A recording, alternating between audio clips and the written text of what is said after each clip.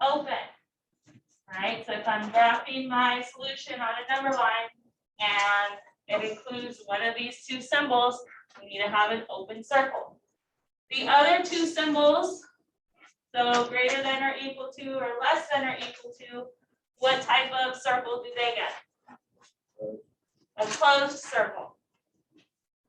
All right, so that means if it's a closed circle, that number is included in the answer. So if I say x is greater than or equal to 5, can it also be 5? Yes. Yes, so that's why it's a closed circle. I think of it like when you're taking a multiple choice test, and even though we mostly take tests online now, like when you have to shade in the answer, that's kind of like this. Shade it in, that means that number is included in the answer. All right, those are really the only symbols you need to know right now. All right, but we'll go ahead and solve. Again, it's the same steps like you do when you solve equations. So what's the first step? Good. First step is always to distribute if necessary. Do I need to distribute in number 1? Yes. Yes, so do that. All right, this time we're distributing a 4. What do we get when we distribute? 4x plus 12. Good. And then bring down everything else. So the sign, just treat it like an equal sign, don't change it. And we keep going. Second step in solving equations is normally to do what? Combine like terms. Do I need to do that in this problem? No. No, they're already combined. So you move on to step 3, which is normally to, that's step 4. Step 3 is to normally move the variable to one side. Is it already on one side? Yes, so then you move on to step 4, which is isolate the variable. So just kind of go through that process each time. So that way, you remember it. But we're on step 4, which is isolate the variable. So do I get rid of the 4 or the 12? Let's get rid of the 12 first. It's farther from the x. And I already put it there, but you do the opposite of adding 12, which is subtracting 12. So that it cancels out. On the left, what remains? Good.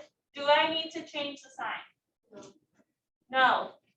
All right, anytime I do stuff on each side of the symbol, I just check to make sure if it's one of those two things we said. If it's multiplying or dividing by negative on each side. And it's not, it's just subtraction. So keep going. What's negative 24 minus 12? Good, negative 36.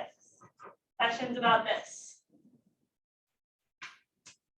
All right, now how can I get the x by itself? Good, I'm dividing 4 on each side. Do I have to flip the sign? No.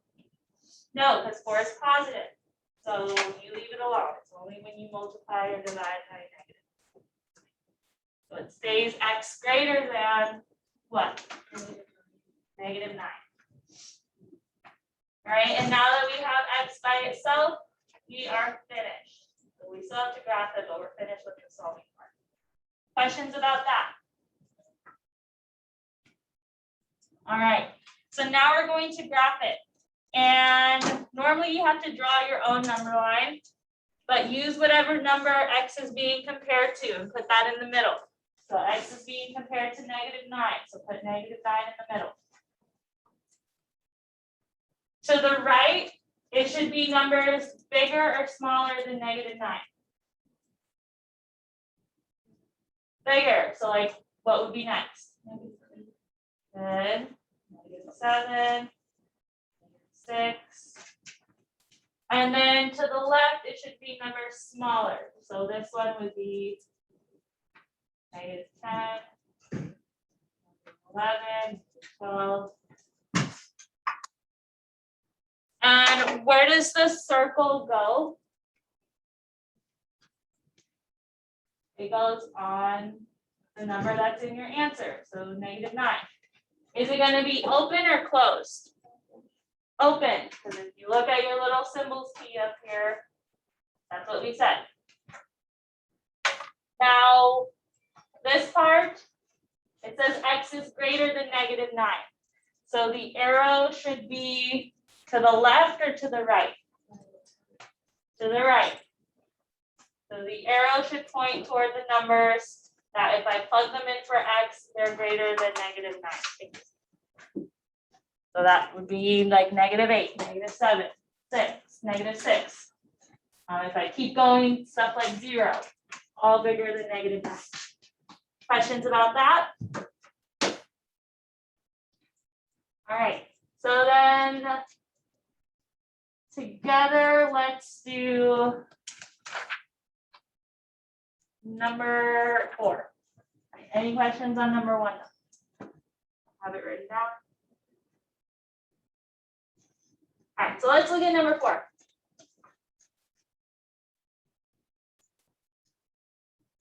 All right, what's the first step in number 4? Distribute.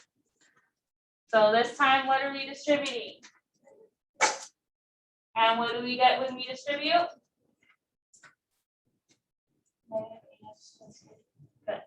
So -8x plus 8. Bring down everything else. So bring down the -x less than or equal to -28. All we did was distribute. Now, second step is to combine like terms. So look at the left side first. Are there any like terms that I should combine? Yes. What are they? Good. And when I combine them, I get good. -9x. Any other like terms? No. So bring down that +8 that was already there. And on the right side, there's nothing else other than the -28. So we're good on that side for like terms. And then just to kind of color it for you, all we did was combine the x terms and got -9. All right, so step 2, combine like terms. Step 3 is normally to move the variable to one side, but is it already on one side? Yes. So then move on to step 4, which is Isolate. isolate the variable. So for the variable, do I get rid of the -9 or the 8 first? Good. Get rid of whatever is farther, what's opposite of adding 8. Subtracted. So do that on each side of the inequality symbol. On the left, bring down the -9x. Do I need to flip the sign? Yes. Not yet. All we did was subtract 8. So just making sure we check every time we do stuff on each side. What's -28 minus 8? Good. And then opposite of multiplying by -9 would be anything special about that? Good. Now we have to flip the sign. So it's x, flip it, greater than or equal to what? +4. And I'm going to highlight that for you. I'll put it in a different color. Whenever you multiply or divide by negative on each side, you have to flip the symbol. That's why I changed it. So x greater than or equal to 4. Questions about that process? All right, now we're going to graph it. So what number should go in the middle of our number line? 4. What number should go to the left? Or sorry, let's start with the right. Good. And then to the left. Good. The circle should go where? And should it be open or closed?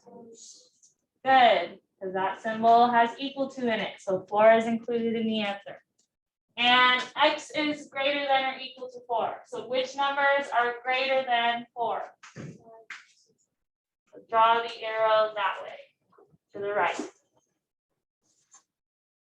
All right, sometimes kids like memorizing like, oh, greater than or equal to, put it to the right. Personally, I just like thinking about it logically, like if I plugged in numbers for x, would they make sense? Because I've also seen it where like people solve it and they get 4 less than or equal to x. Are these equivalent statements? Yes. And it is a different symbol though. But either way, the graph for this would look like that. So we're saying x is bigger compared to the 4. So any questions about that? All right, I'll have you try number 9 on the back side. And then I'll give you an easier one.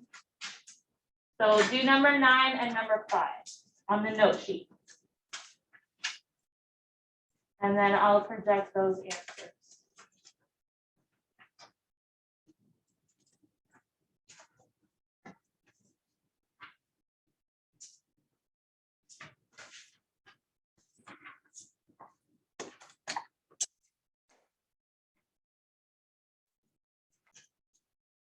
So number 5, you didn't have to distribute in this one. You didn't have to combine like terms, but you did have to move the variable to one side. So your work might actually look a little bit different, depending on which one you move. Personally, I like moving the smaller ones, so that way I'm not working with as many negatives. So I would have moved the negative 2x like they did here. All right, to cancel it out, you have to add 2x to each side. Everyone with me so far? Then from there, it's just a 2-step problem. So isolate x. Get rid of the 1 first, subtract it from each side. Then opposite of multiplying by 8, it's dividing by 8. And when I did it this way, I did not have to flip the sign. All right, because I divided a positive, so I just get x less than 1. If you decided to move the 6x to the other side, then you would have had to eventually flip the sign because you would have been dividing in negative. All right, but either way, your answer should be x less than 1 or 1 greater than x. And your graph should look like this, with an open circle to the left. X is smaller than 1. Does that make sense? Any questions? All right, and then I'll show you number 9. If you're like copying from this, it is in Schoology, so like you can look off of it on there. But scrolling down to number 9. Number 9 was more challenging because you had to use every single step from the 4 steps I gave you to solving. So first you had to distribute, and you actually had to distribute twice. So really pay attention to these symbols. On the first test, a lot of mistakes were made in distributing, which unfortunately messes up the rest of the problem. So when you distribute, it's negative 3x minus 18. And then on the other side, you're distributing in negative. So it's negative x plus 7. All right, and then you keep going. Combine like terms. Move the variable to one side. This time I would have moved the negative x, because I like moving smaller ones. So I would add x to each side, solve for x, and you get x greater than or equal to 11. Or if you move the other x the other way, you would have had 11 less than or equal to x. Okay, and the graph, make sure it's a closed circle. And since x is greater than 11, the arrow should point to numbers greater than 11, like 12, 13, 14, and all those. Question. All right, so I'll give you the rest of the time to practice. If this is something that you're really struggling with, you need to ask. There's also the key back here so that you can make sure that you're doing it the right way. Also, make sure you're working on the practice. This right here is the notes. All right, the note sheet you keep for the finder check. The practice is the one that says evens or odds on it. So that's the one that I'm checking tomorrow for points. Questions? All right, I'll freeze it on number 9 from the notes, but you should be working on it.